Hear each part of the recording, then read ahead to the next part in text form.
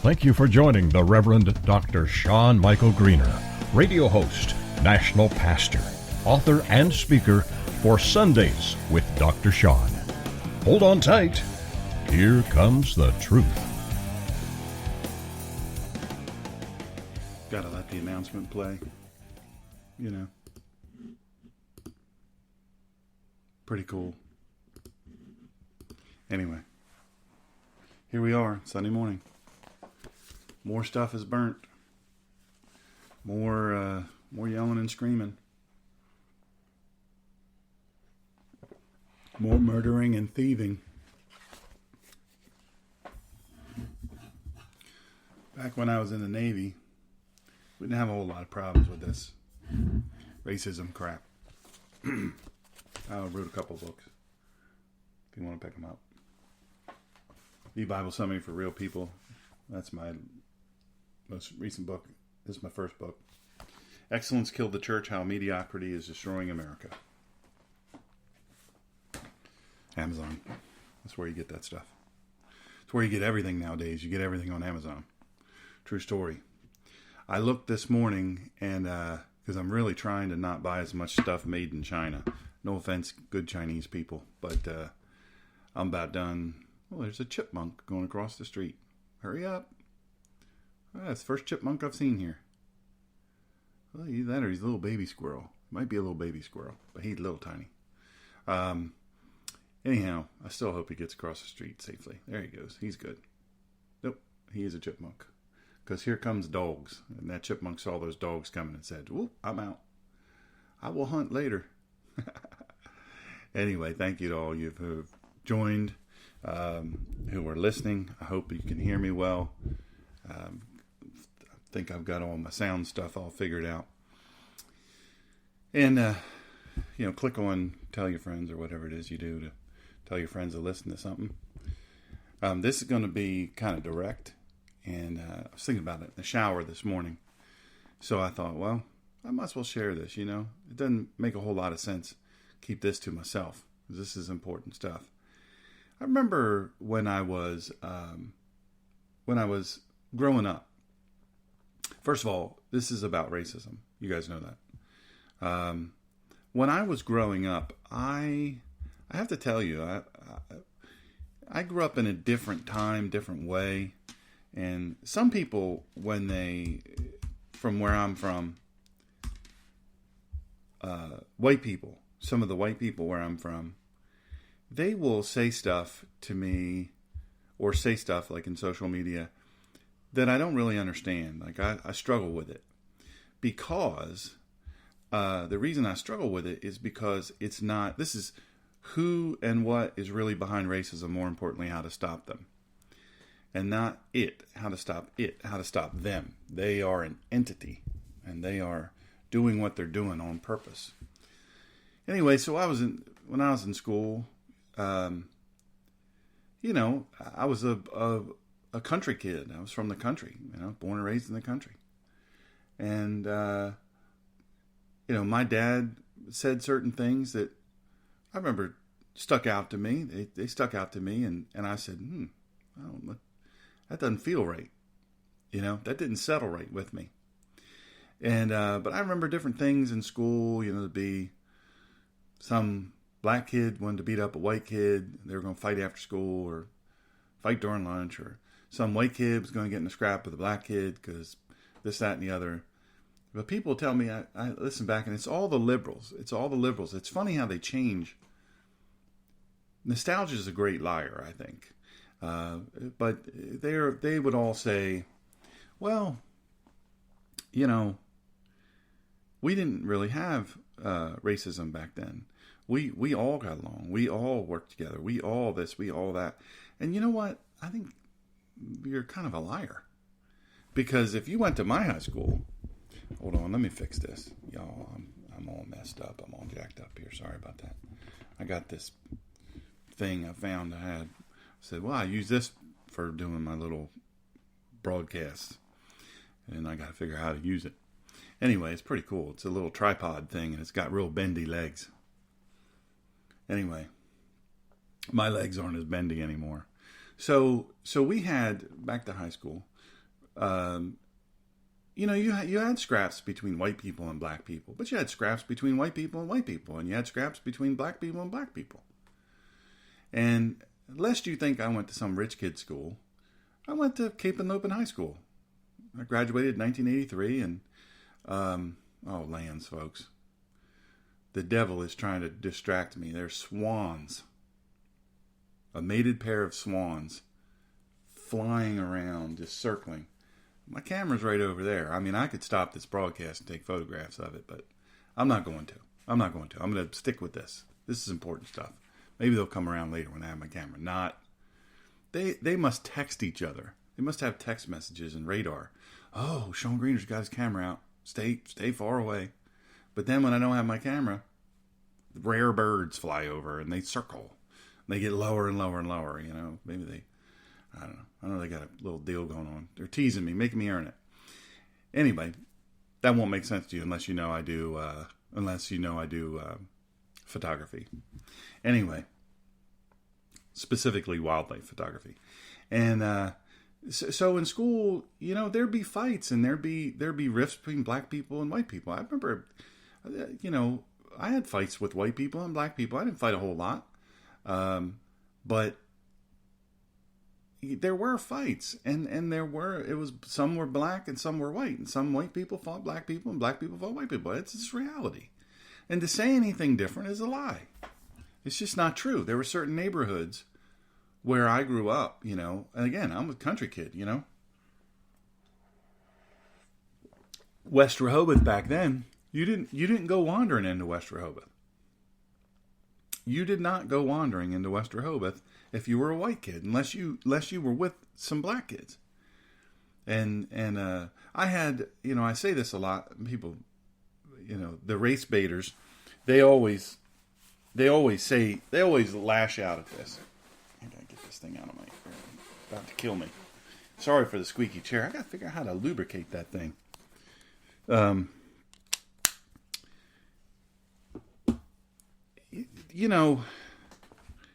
Sometimes there were scraps that made sense. Some person did the wrong thing to the other person.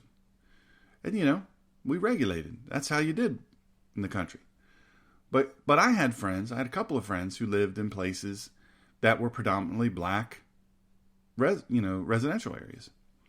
And they would invite me to come over and hang out, or we would be going somewhere doing something, and then, I got to stop by my house. I'm like, man, are you all right? Is your mom going to be all right when we come in there? They're like, what do you mean? I'm like, white kid. And it's funny because we would laugh about it, but it was true. I had one particular friend, I'm not going to say his name. He didn't have a racist bone in his body. I swear that dude didn't see color. But I've been to his house, and he had to admit, his mom, not so bad, but his dad, he said, man, he's a hardcore racist. He hates white people. He just doesn't like white people. What's funny is he ended up, my buddy ended up marrying a white girl. That did not go over well. He did not come to the wedding. Anyway, so to say that there weren't any problems, it's not genuine. It's not authentic. It's not true. It's not valid.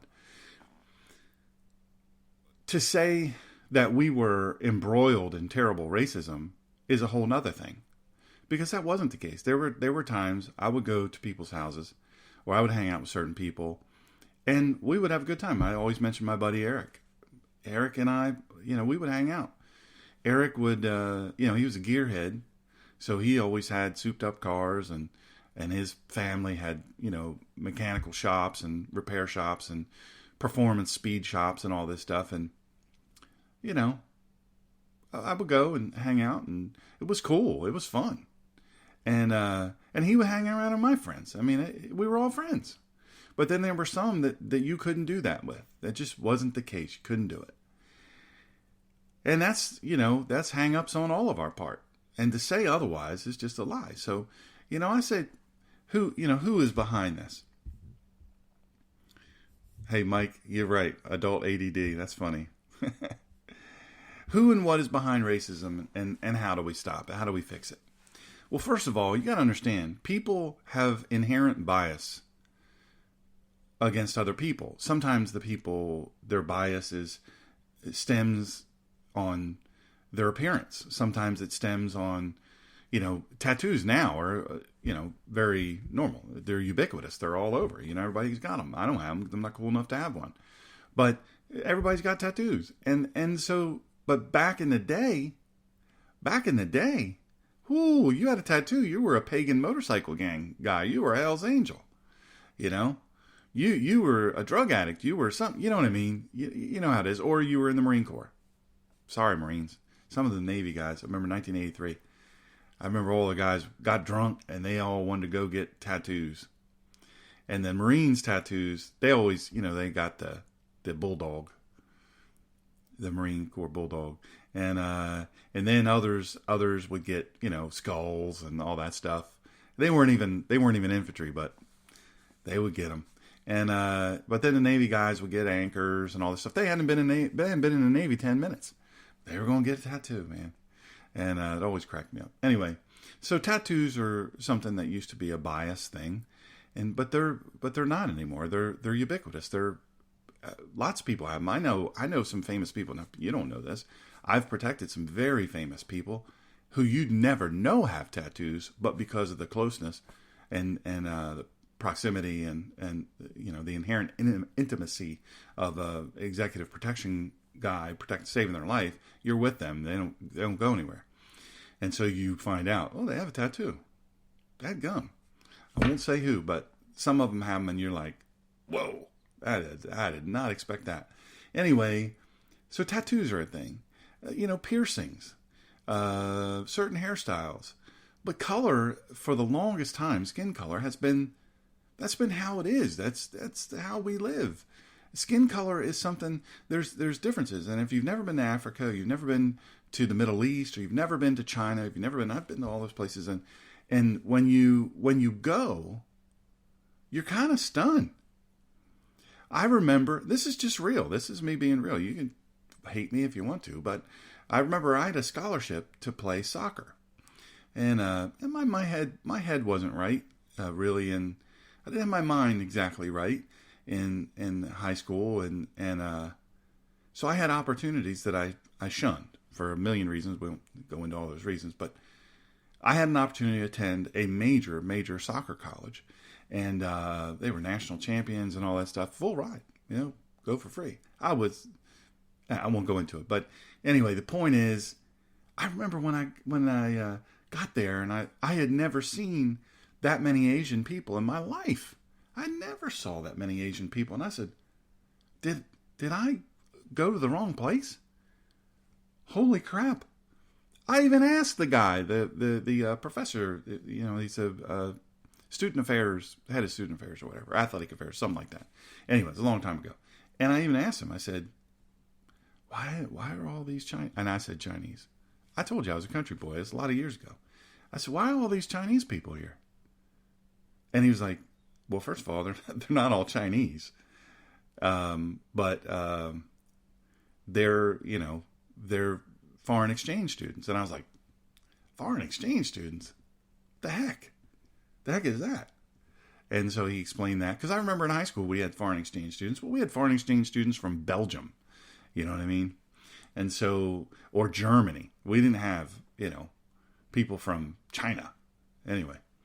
So that was a shock to my system. And to say otherwise, or to imply some sort of inherent terribleness, awfulness about Shawn Greener as a young kid would be stupid. And to do it now would be stupid. In retrospect, it would be dumb to do that. I don't look back and go, oh, you were really stupid back then. I look back and I hadn't been anywhere. I hadn't experienced anything. I experienced my life there in that little place, Sussex County, Delaware, where I grew up, and I had my friends, and I had different things and stuff. But people didn't know my life. They didn't know what I went through. They didn't know what I was going through, on a daily basis. So they didn't know, and we don't know what other people are doing. So we don't know how they develop the biases they have. I will say this: I had experiences throughout my growing up years that were horrific crimes, black perpetrator, white victim, black perpetrator. And that seemed to happen a pretty fair amount. But I remember getting ready to go to the Navy, and I was young. I was right out of high school, just right out of high school. And I was real excited. I wasn't afraid. I knew I was super fit. Back then I was really, really fit. And so I knew the physicalness of it. It's not going to bother me, and it didn't. And I knew to some degree the academics. I didn't know what the academics were going to be like, but I knew that wasn't going to really. People yelling at me wasn't going to be a real thing. Man, I grew up with a dad that raised his voice and did more than that. And so there's nothing this drill instructor is going to do. And I understood the psychology of it, that they're trying to see if I'm weak, see if I crack. That you can't have weak people in the military, folks. You can't. You can't have weak people as police officers. You can't do it. I'll tell you, that guy that murdered the George Floyd, he was a weak person. Something was seriously wrong with that guy. I watched the whole video. I watched the video leading up to it. Most of you haven't seen the video leading up to it. Just driving up the first encounter, you've only seen that one little part of it. And that one little part of it is enough for me, because he's handcuffed, he's on his face, to say convict the guy of murder. He murdered the guy. As a reasonable person, that is going to result in death. There was no purpose to it.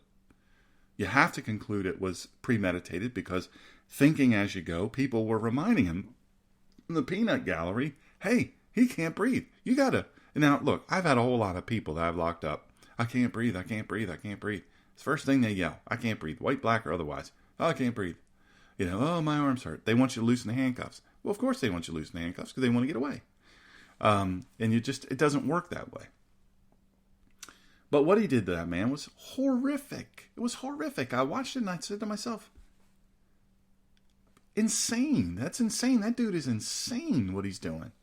But I also look at the crowd with all their cameras out, videoing the guy, and I say, I don't care what color they are. If you're going to call what that police officer did to that man, because the police officer's white and the man is black, there's no evidence to indicate it was racially involved, racially motivated. That was a crazy dude.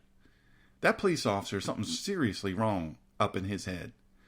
He's got a sickness in his cranium. So, but I don't see anything racist about it, because there's multiple races represented there. And I feel a little bit bad for the police officers who had just been on the job 4 days, been out of the academy 4 days.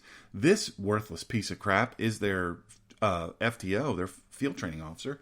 So they're looking to him for what they should do. They don't know if he should do this or not. First of all, Minnesota. Guy had so many complaints against him and so many issues. Why are you making him a field training officer? Huh?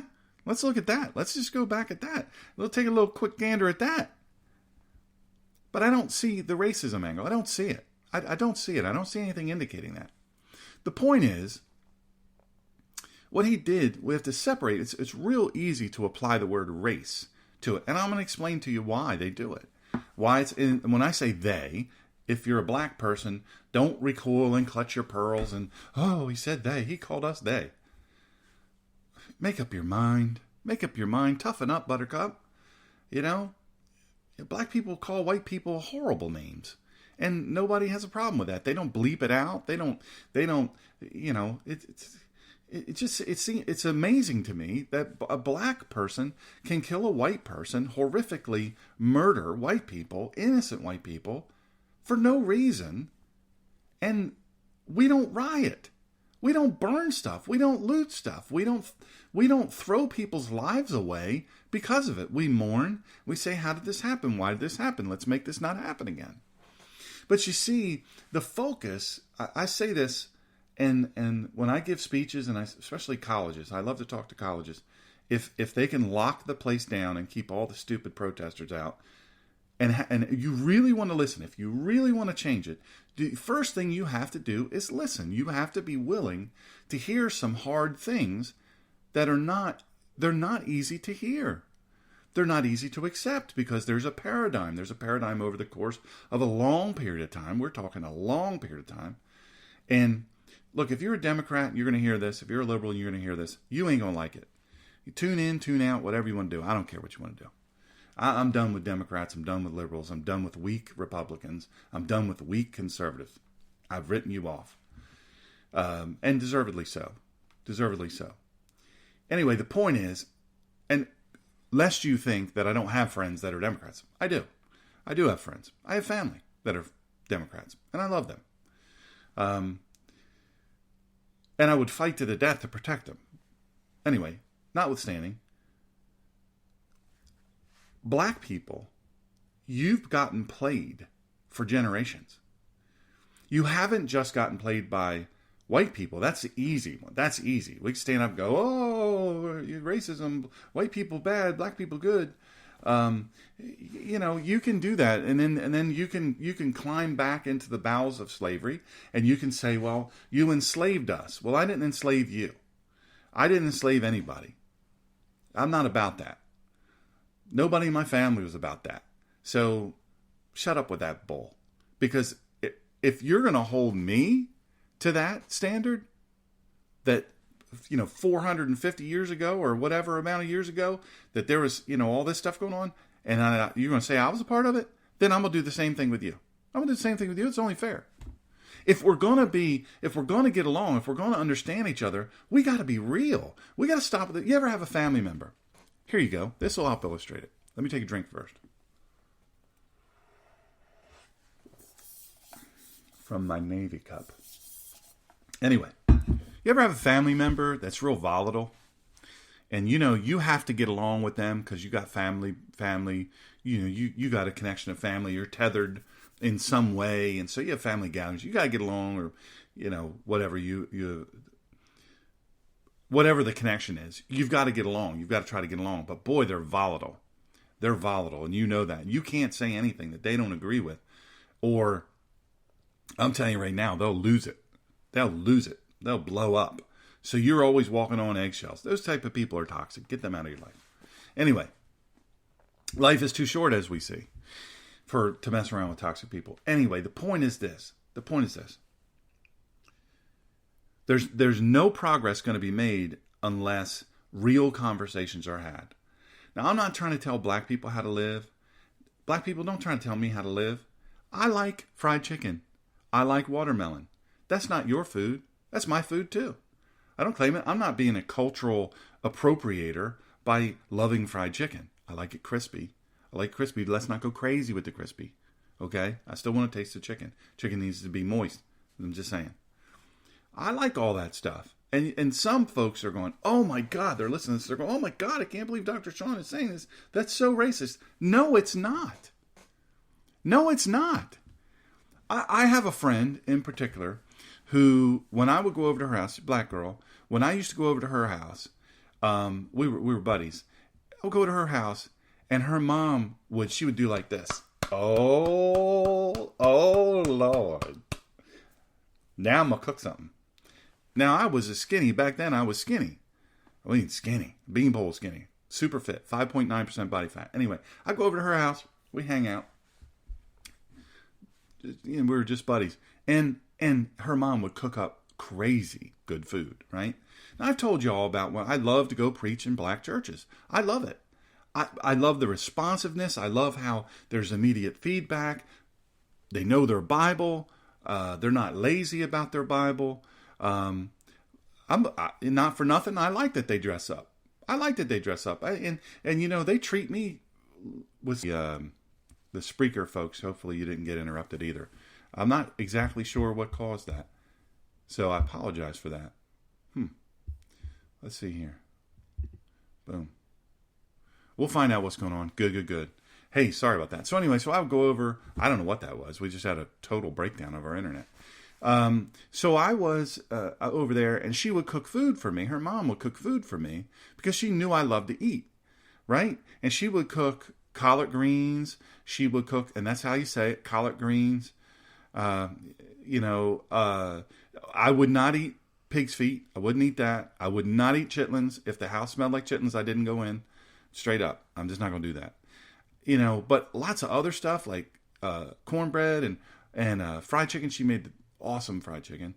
and all kinds of other stuff. And we would laugh about it. It would be, it would be a connection for us, a touch point, a tether. And so when we become so sensitive that we can't say the truth about things, we can't somehow or another be real with each other about stuff, and we lie about what's real, and that's what it is. It's a lie. When you turn against it, you say, well, you can't say that, can't say that. Why can't I say it? Why can't I say it? It's stupid. People are getting fired from their jobs. Now, speaking of getting fired from their jobs, I want to pivot to this. You want to talk about racist and dumb. This is racist and dumb. Stupid white people, white young people with, college degrees that don't mean anything, superfluous degrees, will stand in front of a black police officer and give him the finger and spit in his face and yell all kinds of epithets at him because he's not allowed to do anything about it. And you got him a little bit, because if he does, all these cameras are on him, and if he does anything like punch you in the throat like you deserve, whiny little bitches, they're gonna go to the ground and scream, oh, police brutality, why are you doing this to me? Because you were just in my face, spitting in my face, and I don't want your nasty breath up in my face, and I don't need to have your nasty, bodily fluids in my face. Who, Lord knows what you got. But yeah, I'm tired of hearing that. I'm tired of seeing that. They shouldn't have to put up with it. I remember when I was a police officer, you got to put up with a lot of crap. You got to swallow a lot to be a police officer. And it's getting worse every day. So I wanted to pivot to this real quick because it has to be said. This 75-year-old man, you hear all about this 75-year-old man being assaulted. And now the police officer is being charged with assault. Watch the freaking tape. Fox News, you deserve to be smacked in the mouth. Because the only part of that tape you're showing, you're doing just as bad as CNN and MSNBC and all those other losers, is you're showing just that little part where the police officer is moving forward. That little police officer is little. Police officer's not even 6 feet tall. And they're doing what they're supposed to do. They were told to clear out of there, that this was going to be a safe zone. They were told, get out of the area. And they were moving the people out in a line.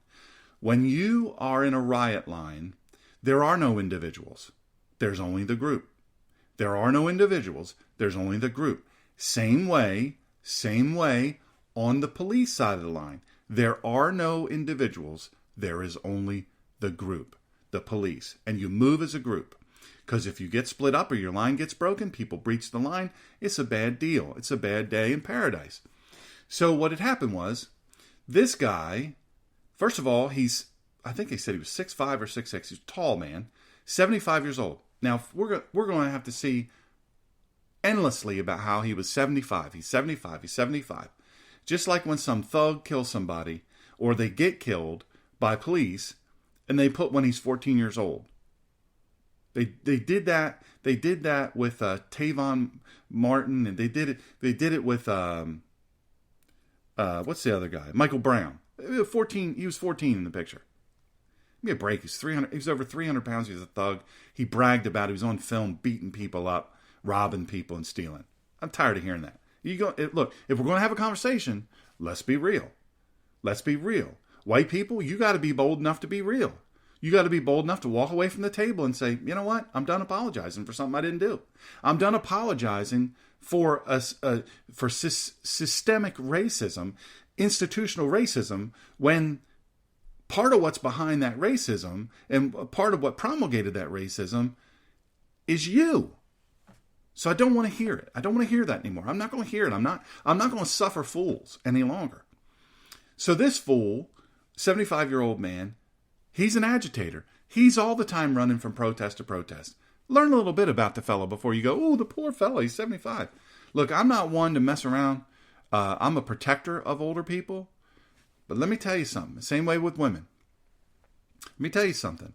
If I'm a police officer and I'm in riots and people are getting bricked and shot, and we've lost 89 police officers this past year, and how many police officers over the past 3 weeks or 2 weeks? Yeah, I'm going to be on edge, and I'm not going to let anybody get behind me. So this little police officer is doing what they're trained to do. Move forward, move forward, move forward, move forward. They kept telling the guy, get out of here, get back. Right? You say, well, he's a peaceful protester. No, he's not. No, he's not. He's 75. He's 75. That 75-year-old could have easily harmed or killed any number of those police officers. You're told to get out, get out. Move on. White guilt people and people that are afraid of everything under the sun, stop apologizing. Quit posting on your Facebook about this poor 75-year-old man. I support the police, but I just cannot get behind this. I cannot get behind this. This is awful. And if you include a little tiny clip of just this, first of all, that's not assault. He's in police action. That police officer is in police action. They're functioning in a volatile, hostile environment, and they are moving the line because they are clearing the streets, because bricks are flying and people are getting hurt and killed, and it's got to stop. All right? So he does this. That's what we're trained to do in the police department. That's what I train people to do. That's what you're supposed to do. I don't care if you're 75. We can't stop and go, hey, counselor, can you come up and just have a conversation? Let's just talk a little bit with each other. Let's dialogue. Let's have a dialogue here. Let's talk about why you are a 75-year-old man and white man, and you're here in an area where there's a lot of, rioting going on and stuff's getting damaged. Let's just talk about that. Me and you, let's sit down. Let's have a beer summit.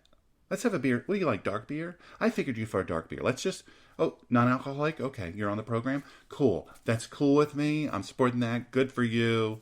Here's my coin. You know what I mean? Come on. That's not what happens. That's not how it happens there. That's not how this rolls. And I'm going to tell you something you don't want to hear. But let me tell you something. These police officers that go into these situations, it sucks. It sucks. It's the worst thing ever. First of all, you're hot as Hades under all that gear. You don't want all that gear on. Number two, you don't know where the assault's coming from. Above you, people on roofs throwing bricks and bottles. Yeah, I've been bricked. I've been bottled. Yeah, I've had guns pointed at me. It sucks. It's not fun. You've got to deal with it like a war. This guy is breached the line and he's got to go. Now, he pushed that guy because that guy didn't have his balance. He stumbled back, fell, couldn't support himself because he's a dummy. He shouldn't have never been out there, 75 or otherwise. If you can't support yourself, you shouldn't be fronting with police officers. Okay? So let's deal with that. Falls, busts his head. They're making a big deal. I don't know the inhumanity. They just walked by. Clearly he was injured. I mean, there's blood coming from his head. Yeah, because he just busted his head on the concrete. You know what? Deceleration trauma, concrete poisoning. That's what happens when you stand in front of police officers and you do this to them. And you go like this to them. That's what you're going to get. You don't do the right thing, guess what? You're going to get pushed. You want to mess around? You want to pull a gun on a cop? You're going to get shot. The last thing in the world police officers of any color want to do, especially black police officers, want to do is go to one of these stupid riots where all this racism is around, and there's all these talk of racism. People are filming, and they'll do everything they can to get you to do what you are trained to do. And then immediately, the media picks it up. Oh, the poor man. And this police officer has been suspended. And that is why the emergency response team or SWAT team of Buffalo, the entire team, resigned. And you know what? The blue flu needs to happen across this country. It needs to happen because police officers need to teach the American public a little bit of a lesson. They need to teach the mayors and the chiefs of police who are chicken crap that don't stand behind their police officers. Listen, the guy who murdered George Floyd, nobody was behind him. There was nobody but the union, the liberal union in Minneapolis, police union, standing behind him. Everybody else was like, get him out of here. They did what they were supposed to do. It went the way it was supposed to go once it was determined, hey, this is a bad guy. He should go to jail. He's not going to live in jail. He's not going to make it. He'll be murdered, justifiably so, because he did an awful, inhumane, dastardly, evil thing. And that's what you do with evil, is you get rid of evil. It's never going to go, well, I turned into a good person. There are cases where that's happened, but it's the rarity. A guy does something like this, watching all those cameras and phones and all these people around him, and he's still just standing there. No purpose in him being on the neck. We can agree with that. We're not in disagreement at all. Okay? Can we get past that BS argument of systemic racism, police killing people? Way more white people get killed. Way more white police officers get killed by black assailants. Way more black people get killed by black assailants. Black community, stop slinging bovine feces at me and telling me it's rose petals. It's not true. If you want to fix your community, then you got to be real with your community.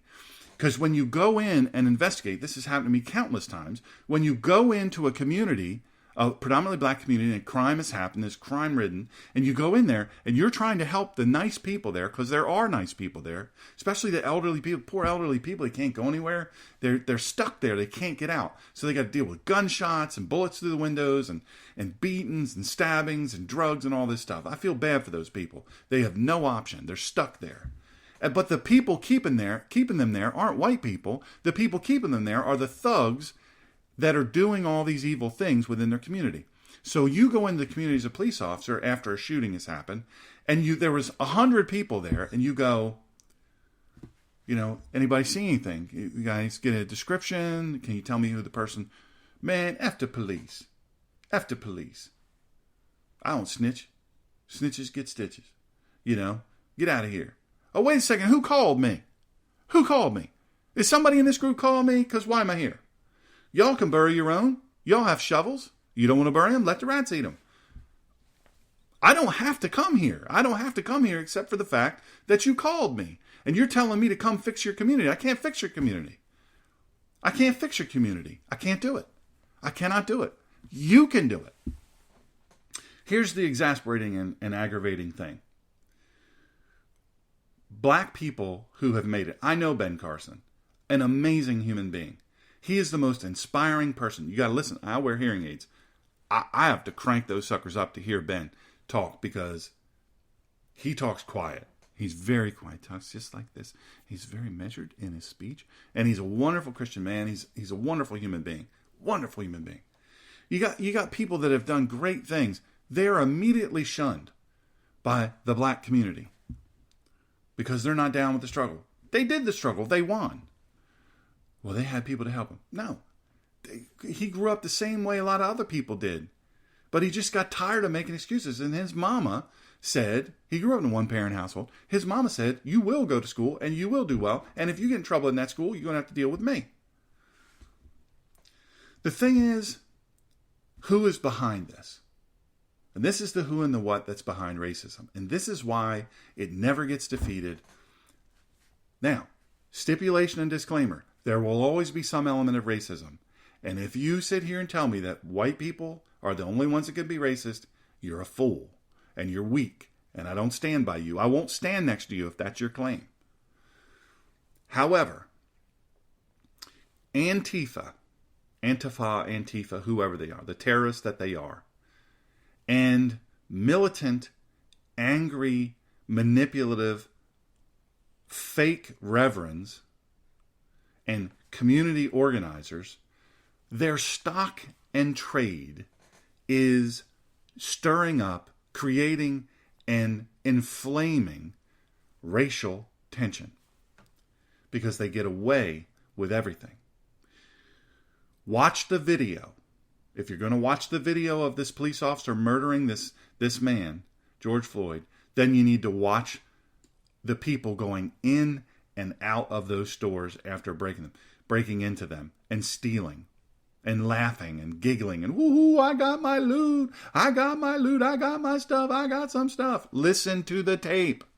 Fox News, if you claim to be fair and balanced, show all of it. But you're afraid to be a racist for showing what's happening. Now, Antifa is behind it. They stir it up because they are anarchists. They are anarchists, and they are being pushed and funded by not only anarchists, but the left. People in the left, at the very upper level of the left, they want President Trump out. The reason they want President Trump out is because they know he is onto them. I'm onto them. He is onto them. They know it. They know that he is going to investigate their wrongdoing, their illegal acts, their treasonous acts. They know it. They know he's coming after him. They've seen that this guy is an extraordinarily effective leader. People say, well, the thing about Trump, he's very divisive. General Mattis, kiss my ass. Seriously. General, what's his name? The other guy. 5-star generals. Kiss my rear end, will you? Shut your mouth. Take your retirement. Go hide in obscurity. Oh, wait. No, you can't be obscure because you were Obama supporters long before. President Trump thought he could trust you. He thought he could trust you. But you were a deceiver. You were a tool of the enemy. Yeah, you served in the Army. You served in the Marine Corps. And the one guy lost his son in battle. And I'm look, I hate that. Ain't nobody bigger supporter, genuinely bigger supporter of Gold Star families than me. Well, there's lots more than me. But bottom line is I'm a fan of helping people, and Gold Stars have a place in my heart. So he has that. But here's the thing. Those guys are not serving the purpose of America. They are serving their own purpose. They're selling books, which they want to do, and they are bought and paid for by the left. General Kelly, yes, thank you very much. So General Kelly, look, I hate that he lost his son. And General Kelly's service is exemplary. But when you get to that level, when you get to the general level, and you're 3-star or above, let me tell you something.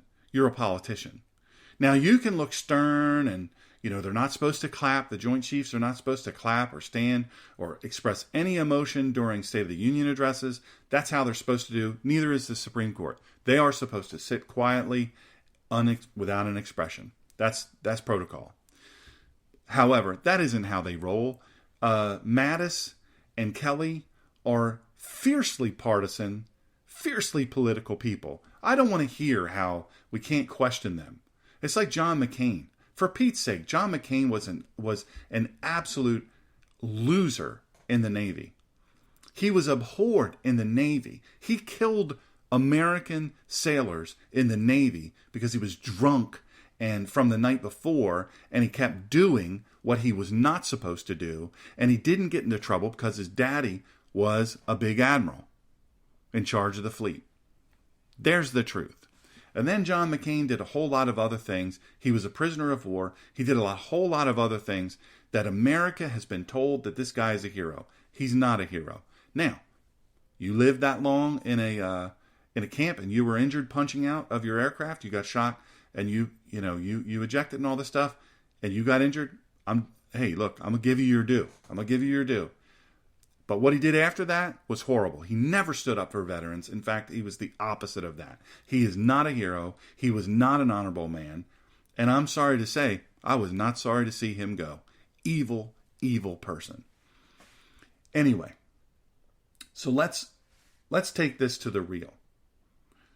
So you're hearing all these people, and you're seeing all of these people tell you that this is about racial anger, and this is about racial injustice, and Black Lives Matter, and all this stuff. Now they're telling you, because they're co-opting the language and you're buying into it, you can't say all lives matter, because then you're demeaning Black Lives Matter. Not for nothing, but are black people under the all? Is that black, white, Asian, Indian, Native, all the different things? Isn't that in there? Isn't black in there somewhere? So don't fall for that crap. Stop biting on every piece of political correctness that they sling at you, because it's not designed to bring peace. They're political correct, they're co-opting of the English language, their co-option of the vernacular of today is to get you to not stand up for what's true and what's right. That's reality. Now, the powers that are behind this, the anti-American powers that are behind it, they are Democrat, they are leftist, they're socialist, and they love to see stores get looted. Now, we use a term like looted. We talk about co-opting the vernacular. When we say looted, a black man who was retired helping his buddy out, trying to protect his pawn shop, got murdered by black people. You don't like it. But that's in the majority, bruh. That's in the majority. 92% of all violent crime against black people is perpetrated by black people. Stop killing yourselves and we will care more about when you get killed. Apparently, we're the only ones that care about you getting killed. Apparently, we're the only ones that care. Because Chicago, hello. Washington, D.C. mayor, lots of black people killing black people. Apparently, that does not matter to you. Apparently, black lives don't matter. Black people, on average in major cities, abort between 70 and 85% of the babies, black babies, in those cities. At some point or another, I gotta throw the flag. I gotta throw the flag and say, hold on, apparently you don't care about black lives. Hold on, maybe I've been hearing you say all this stuff about Black Lives Matter, but they don't really matter to you. Because if you raise that flag and you say Black Lives Matter, by the way, let me say this. I gotta say this, I can't stand not to say it. The giant Black Lives Matter paint done with yellow highway paint on the road that points to the White House, on that road, that mayor violated the law in having that painted.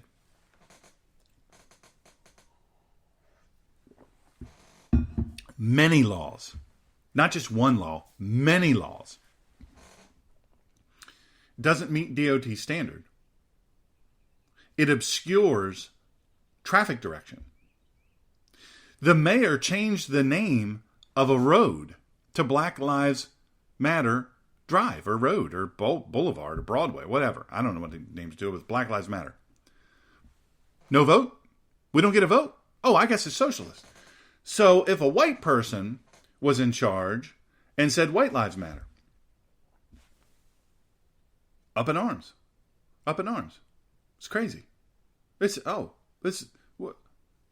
the city. Every excuse under the sun, you use that term, I talked about co-opting the vernacular, we use that term looting. They're robbing, they're destroying, they're doing hundreds of millions of dollars of damage. You say, where are the police? If I could advise the police, go home. Lay your gear down. Don't let them accuse you of stealing. Because the police management, they don't have your back. Mayors, governors, they don't have your back. They don't have your back. They're going to throw you under the bus. That little tiny person that pushed that 75-year-old man, he fell over and bumped his head. That person is now fired and is charged with assault. Meanwhile, all the ERT, all the SWAT members, 57 of them for Buffalo, out. We out. You don't have our back. We're out. Walk away. Let the cities fall how they may. Let them fall how they may. It's a failed experiment. Cities are a failed experiment anyway. You say, what will we do without the police? I know what I would do. I got plenty of training and plenty of equipment. I got plenty of experience defending my life and the lives of those I love. Ain't no big deal for me. Ain't no big deal. Bring it on. I'll go down blazing, fighting. You come on. Come on down my street. I have a little experience that's going to help me with that. You say, well, what do we do? Well, you've been screaming for no guns left. You've been screaming only people should have guns or police. Now you want to defund the police. Now you want to disarm the police. Now you want to do all these things. Why are these people saying that? Who is behind this? They are doing it for votes, which will bring them power. That's reality. You listen. I'm going to say this, and you might hate it. And it's okay if you hate it. I'm okay with that. It doesn't affect me. George Floyd is being given a national hero's funeral. 3 funerals. Now, if they paying for it, if I'm not paying for it, I don't care. Have all you want. I don't care. Have all you want. Have 20 funerals. I don't care. It don't matter to me. Can I just ask you a question? I'm going to church here in a little bit, right? And we had to register to go to church. I'm going to support my pastors because I love them. And I know they're in a bind. They're in between a rock and a hard place here. They're in a real pickle. They gotta balance obeying the authorities and being respectful and humble. But register to go to church? And then we got to sit far apart. Families can sit together, but then you got to be 6 feet away from other families. You got to observe all this stuff. You got to do all these things. BS. Bovine feces. I'm going to go And I'm going to be decent about it. I'm going to be respectful because I want to worship in the house of the Lord. Right? I want to get back to that. But we're doing that. But there's hundreds of thousands of thugs out there running around, bumping all up against each other. What happened to?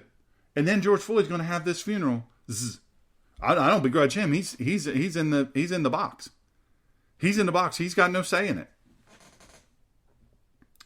I don't begrudge him. I don't begrudge him at all. He should be alive today. There's no reason why this man should be dead. We all agree on that. But why is he having a funeral with 100,000 people in 3 different cities? Why is he having a funeral?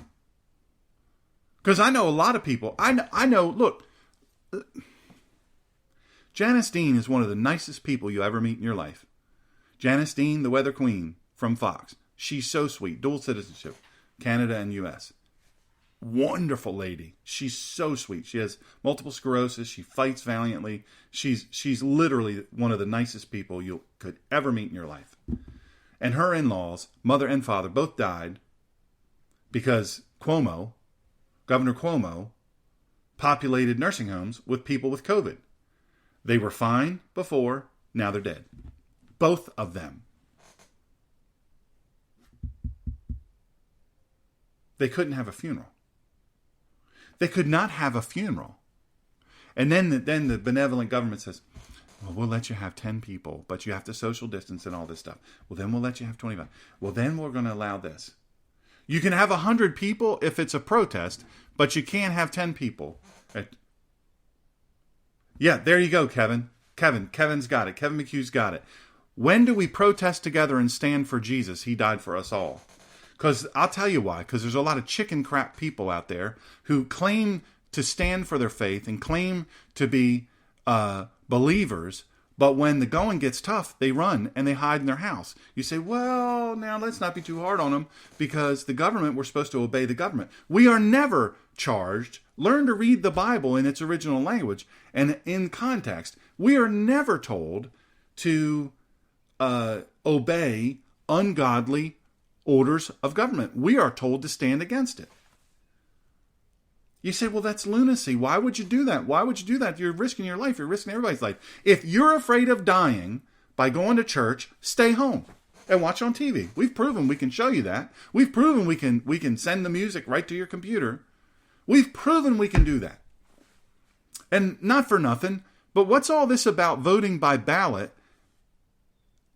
All these people that supposedly can't get an ID to use voter ID because that's racist, they find their way to get into cities. They find their way to get into a city, and they find their way to bring bolt cutters that have tungsten blades on them so they can cut bricks. You know how expensive a tungsten cutter is? $500 for the cheapest one. Somehow or another, they have all this stuff. They can get all these things, and they can transport, they can coordinate, and they have communication systems. All these things they can do, but they can't get an ID, and they can't go and vote because it's too dangerous. My goodness, it's too dangerous. We can't vote. You're damning us to our death. Apparently, COVID-19 doesn't react when you're protesting. Stop being soft on them. You want to know the origin. I told you I would tell you the origin of it. The left is the origin of racism. Folks, you may not like to hear it, but the KKK is and was a Democrat organization. It started with Democrats. It is with Democrats. It will always be with Democrats. The revisionist history in this country is being done by the left. Why? Because they want to tell you, because you'll listen. Here's the thing, black people. Here's the thing, and I have such successful black friends, and I have black friends who I grew up visiting some people who were sharecroppers, literally, and they were old and they were poor, and they lived in a one-room shack, but it was clean, and they were clean. And we used to go visit them. They were wonderful people, amazing believers. Anyway, the point is this. I'm looking at the time thinking, I got to hurry up.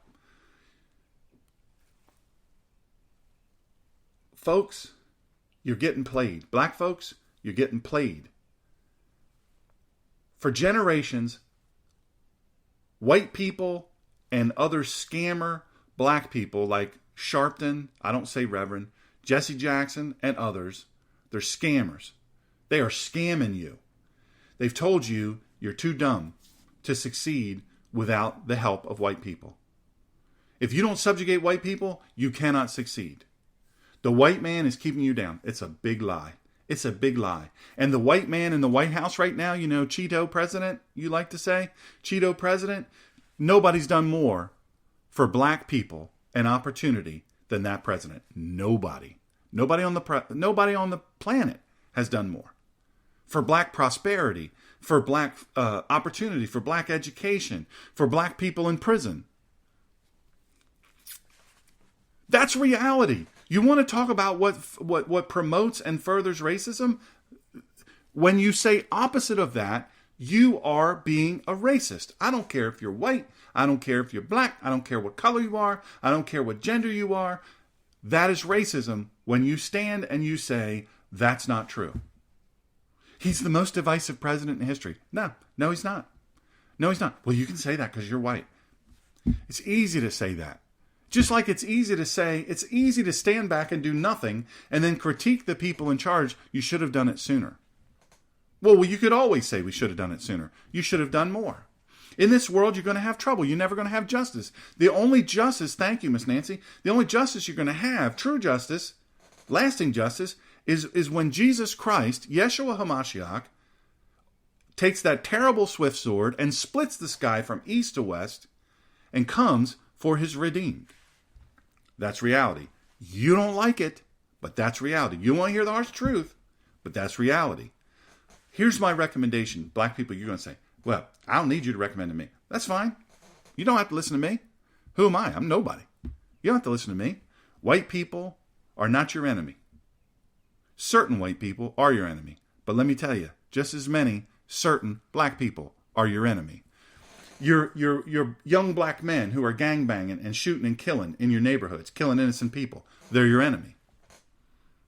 The person who's too chicken they saw who did what they did, killing this person over here, but they're too chicken to say it. That's your enemy. You're the enemy of your own people. That's reality. You don't like it? It's truth. You don't like it? It's true. It's true. Families, stay together. Stay together. It's been proven. It's been proven. We can show it in history where when the black family disintegrated, when Democrats gained such influence, they completely destroyed black families. There was no stronger family than a black family. I can remember going to my buddy's house and female buddy and male buddy, black, both of them black, had a ton of kids in their house and they were tight. Those people were tight. There was no disrespect to mama or daddy, but they were tight. And that Bible wasn't slid up under something gathering dust. It was right out there in front. It was right out there in front. They paid attention to the word. They read the word. They stayed together. They said, this is what's good and this is what's not good. Don't do the evil. Do the good. Stand for good. Don't stand for evil. And then the left systematically dismantled black families. Because if you can divide them, then you can own them. Reality. People like Sharpton and people like so many of them. I'm not going to give them airtime. So many of them do the most evil things. They know what they're doing, and it's a scam because what they do, Sharpton doesn't do anything for free, by the way. Neither does Jesse Jackson. Jesse Jackson is one of the biggest, and I mean biggest extortionists on the planet. He will go to these corporations and say, listen, one word from me, and these mobs of people marching toward your company will turn. One nod from my head, and they will burn. And that's a quote. I need you to make, how they money launder is they say, make a donation to Rainbow Push. 10 million would probably be good enough. That's how this man lives. He lives opulently. That's how he lives. Poor black people, he doesn't stand for you. He's using you. All of them are using you. It's a scam. It is an utter scam. How to fix it. This will only take me a minute. I'm over an hour. Dadgummit. How to fix it. It's easy. Speak truth. Speak truth in large numbers and stop being afraid of being called a racist. I don't have a racist bone in my body. I do not have a racist bone in my body. I can say that. I can say it before God. I can tell you right now. I can also tell you that if we keep lying about reality, you start believing a lie, you're going to dissolve into nothing. You'll disintegrate into nothing.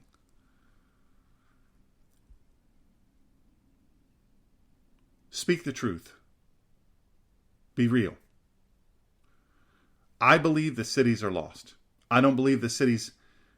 These people have been telling you that run for office, they've been telling you that the only way things will get better for you is if you put me in charge, whether they're black or they're white. But they're speaking, it's just like de Blasio. De Blasio speaks a bunch of crap. He doesn't believe any of that. It's just a scam. It's a scam to stay in power.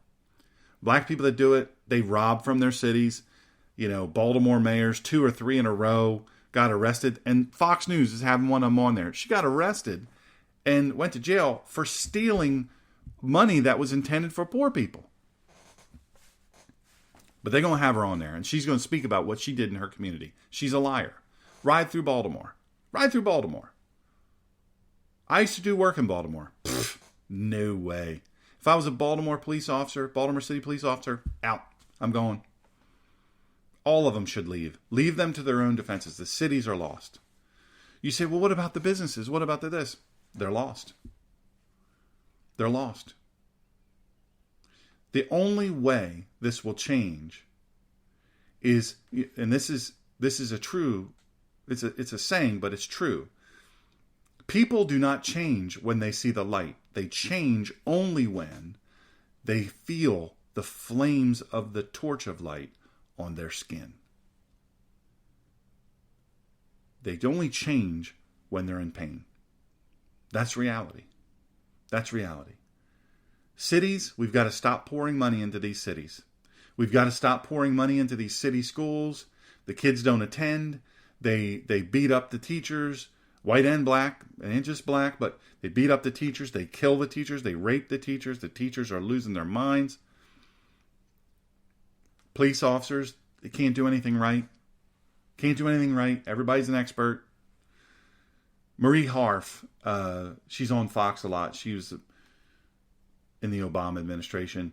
She was offered the opportunity. She was talking anti-police on several occasions to ride with the police. First, it was 30 days. They said, ride with us for 30 days. Ride with us, do the 3 shifts. Ride with us for 30 days. And then afterwards, if you want to beat us up and you want to say how dumb we are and how bad we are and how racist we are and how all these other things, if you want to do that after 30 days in the squad car with us, rolling with us, then we will, okay, then that's your opinion based on fact. She said no. They said, okay, how about 2 weeks? She said no. Okay, how about a week? She said no. How about 1 tour? 1 shift? She said no. They don't want to know. They don't want to know. They don't want to have to deal with it. And 99% of the people out there would pee their pants dealing with what police officers have to deal with. Listen, social justice warriors, you wanted social justice war, you got it. Social justice warriors within the school systems, the education systems, educators, you got what you've been asking for. Now they're tearing up your classes. Now they're fighting. Now you're in fear of your life. You got what you were asking for. You said you wanted that. Now you don't want it. You fix it by telling the truth. Who's behind it? What's behind it? People that hate America. Race baiters. Scammers. And they take advantage of black people because they tell them you need to be perpetually aggrieved because what was done to you and to your people was so horrible, so generational, you'll never climb out of it unless you let us be in charge. Look at the cities, all predominated by liberals, and they are crap holes. You got a guy in the office of president who tells it like he sees it. Now, he could be wrong about some things. He could get a few things a little bit wrong. But he tells it like he sees it.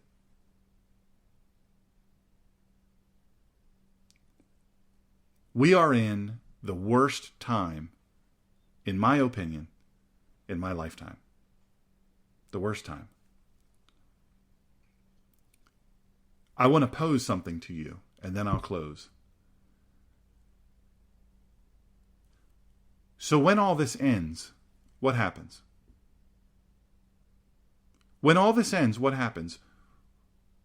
When you look around and you're in town, or you're shopping, you're at the grocery, or you're at the movies, or you're wherever, and look around.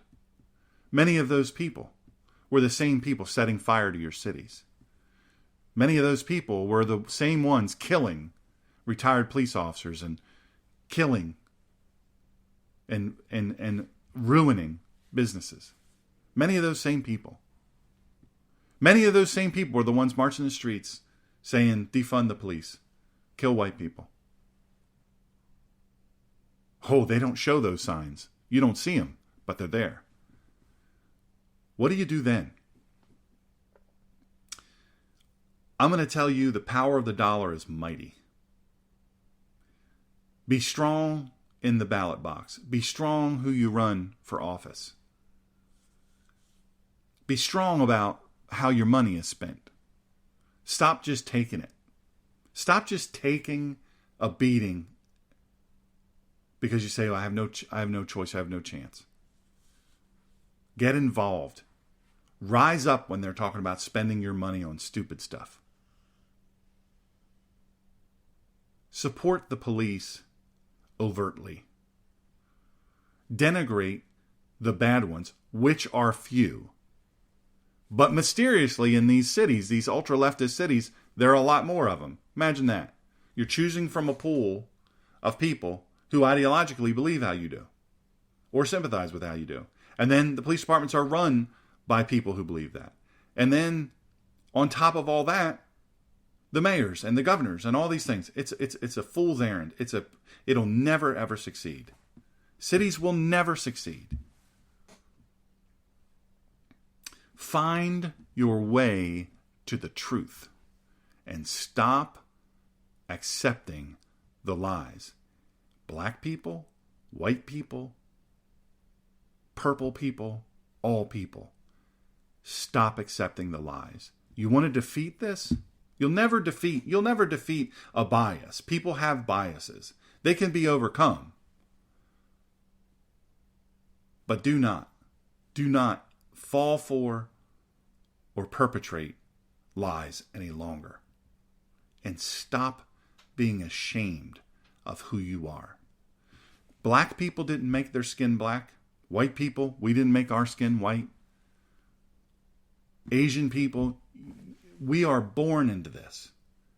We're born into this skin. God, our Creator, is the only thing that truly can unite us. Herschel Walker said the other day, people need to get back to God. He's right. He's right. What about you? Are you going to stand for truth? Send an encouraging message. If your pastor is still keeping your church closed, send him an encouraging message. Send an encouraging message to him. Don't beat him up. Send an encouraging message saying, hey, we've been lied to from the beginning, not by you, but by all these medical people. And turns out it's not the case. We got funerals of 100,000 people here. Nobody's social distancing. Let's be done with this. Maybe have some hand sanitizer and some masks for people that want to wear them. But let's get back to this. Businesses, let's throw these businesses wide open. And I mean wide open. The people in charge of these cities and states where the businesses are being crushed and kept closed, look at the letter after their name. It's not because all the Republicans are stupid or don't care about their people. Democrats have an agenda. Liberals have an agenda. Remember this. They were willing to ruin our beautiful country just to get one man and his influence out of the White House. And lest you think it's just about hating him, they hate you so much more.